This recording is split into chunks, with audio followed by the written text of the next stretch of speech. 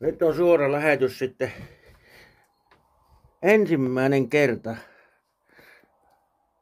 Jokirannan peipunpesä paskahuusin testaus. Ensimmäinen tunnelma. Kylmä vähän aamuviiva, laitetaan ovi pienemmälle, mutta on muuten lämmin rengas tämä, tämä istu ja no ei se eilen tuo jo paperiakin tullessa tänne niin, mutta ai saakeli niin.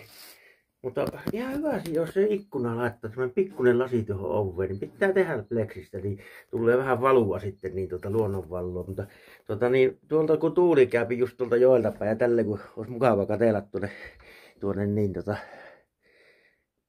vähän raikkaasti käpi, että laittaa oven kiinni eikä tuuli ja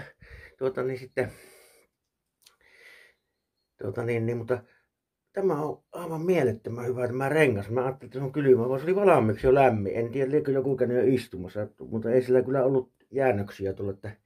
Mutta katsotaanpa kuinka irtoaa. En ota ääninäytettä, mutta minusta tuntuu, että lähtee makiasti kyllä, että tämä homma.